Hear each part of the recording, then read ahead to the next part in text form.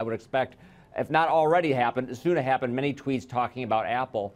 And listen, yeah, I mean, he should take a victory lap. At the end of the year, we're all caught up looking at, all these models from the CBO and the JCT, all these private sector models, what's going to be the impact of tax reform. And I think we failed sort of to pull the camera back a little bit and look at what happened. This was very significant and comprehensive business tax reform. Big drop in the rate, expensing, repatriation. I mean, it would be crazy to think that it wouldn't have some sort of big effect. And I think maybe now we're starting to see that effect, and I would expect to see more. I mean, this was a big, momentous change in U.S. tax policy. Chris Kofinis, let me get your reaction to Apple's moves and to the idea that the economy is, really doing very, very well. As Steve Leisman in the Beige Book may have understated how well the economy is doing. There have been some reversals in races for the GOP in various states. Most recently, Wisconsin in a state Senate race there. But with the economy doing well, with a company like Apple coming in and saying, we are going to create 20,000 new jobs in the United States, build a new major campus in this country, isn't the state of the economy going to be the thing that voters turn to this fall? You know, the economy tends to be one of the more significant factors in any election. I think that the distinction here is the uniqueness of the Trump brand and the damage that I would say he has done to himself. And I think the Apple press release, to be very frank, kind of speaks to that you don't reference the tax cut, that you don't reference the Trump administration. I don't think that's by accident. When you write those press releases, you know exactly what you're putting in there and what you're not putting in there. And if you were looking at this objectively, poll-wise, the president probably should be higher considering where the economy is right now. Then the question is why? And because when you run what is essentially a very divisive presidency, your rhetoric, the words he uses, how he talks to his opponents, how he talks about the media, that is creating a degree of political instability.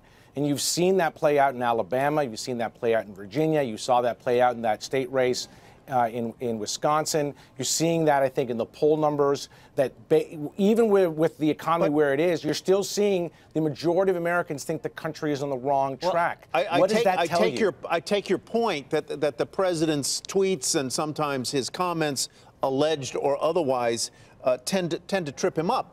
But Chris, don't you think he deserves at least a modicum of credit for the moves that, whether Apple gives him explicit credit for it or not, that he deserves, and this tax law deserves some credit for some of the things that American companies are doing, like Walmart last week paying $1,000 bonuses and creating lots of family-friendly benefits that weren't heretofore there for their employees. I think if you polled most Americans, the reason why most have a very negative view of the tax bill is if the goal here was to enrich and benefit corporations, and I don't have to tell any of you, corporate profits were pretty good in a pretty strong place last year. Now they're even stronger. But when you're talking about the working class, you're talking about the middle class, you're talking about a lot of small business owners, they are questioning what the benefit is to them. And I think this is the dichotomy in our country right now. But I'm sorry, and Chris, excuse me, but aren't the working class people, the middle class people, aren't they the ones getting the bonuses and the increased wages that the companies are giving out thanks to tax reform? And aren't the small business owners getting the benefit from a lowered LLC rate and pass-through rate? Well, let me tell you about let's talk about the first one. Let's take, for example, Walmart. Walmart gives a bonus that is an increase in its starting wage for those employees that are new, right? But at the same time, it ends up closing multiple Sam's Club stores, firing about 9,000 workers, including 1,000 corporate jobs. So the idea that this is an absolute benefit is not true. You haven't seen that for every. Now, let me go to the second point in terms of pass-through. I can tell you, for example, depending on the type of small business you have and how you are incorporated, including myself, you actually could pay more taxes depending on whether you classify yourself as a personal services business, Chris, or not. Fair enough, Jimmy. But let's. I got to back up on this. Forget about the politics. Yeah. Okay, I went to Oracle's headquarters about 10 years ago in Redwood City, California. And the reason I bring this up is it was built on a former landfill. And there were restaurants and dry cleaners and car dealers all around it. And all of them were there because of Oracle, effectively.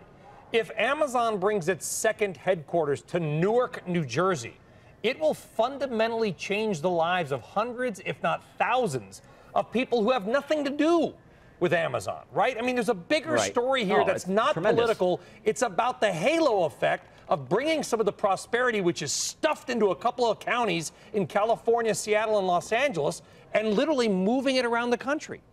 Yeah, well, that's why generally I'm against cities, giving tax breaks to companies. Though in this case, with Amazon, you have a chance to become a tech hub, which every city in America wants to become a tech hub. They're spending money on incubators. That sometimes tends not to work so well.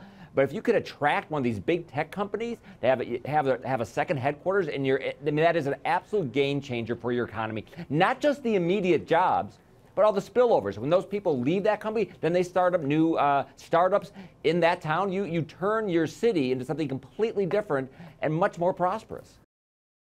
Hey there, thanks for checking out CNBC on YouTube. Be sure to subscribe to stay up to date on all of the day's biggest stories. You can also click on any of the videos around me to watch the latest from CNBC. Thanks for watching.